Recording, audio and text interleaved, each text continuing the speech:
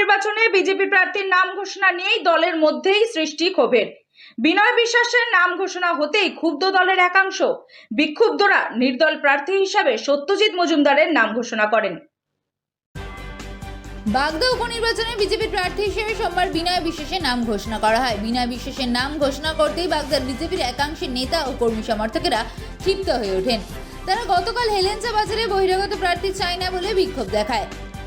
প্রার্থী পরিবর্তন করার জন্য 24 ঘন্টা সময় দেওয়া হয়। সেই মতোই আজ হেলেঞ্চাতে একটি লজে বিজেপির বিক্ষুব্ধরা একটি বৈঠক করে।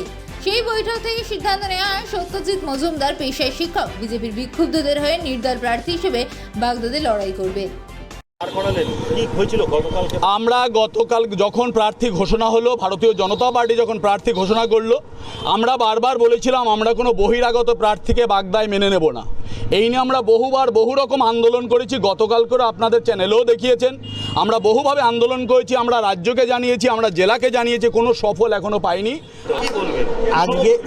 আজকের এই বৈঠকে যে সিদ্ধান্ত হয়েছে, সিদ্ধান্ত থেকে এটাই উপনীত হলাম যে সবাই আমাকে প্রার্থী হিসাবে, নির্দল প্রার্থী হিসাবে সিদ্ধান্ত করেছে। আমি তাদের সিদ্ধান্তকে স্বাগত জানাই।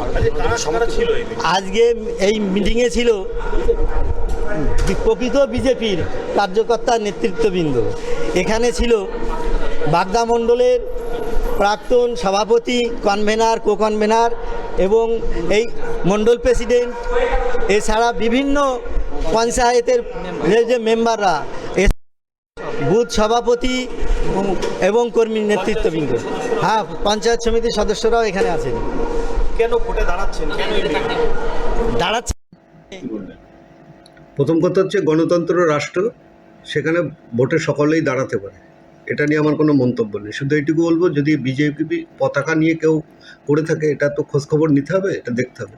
যদি এরকম কিছু ঘটনা ঘটে থাকে সেটা আমরা দেখছি, খোঁজখবর নিই। বিজেপির কর্মীরাই দেখুন, বিজেপির প্রার্থী হলো বিনয় বিশ্বাস। বিজেপির সিম্বল পদ্মফুল।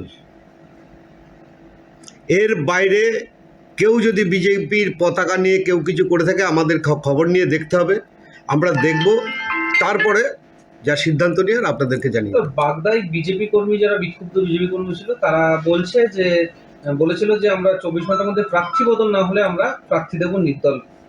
তো সেই প্রার্থী দিয়েছে।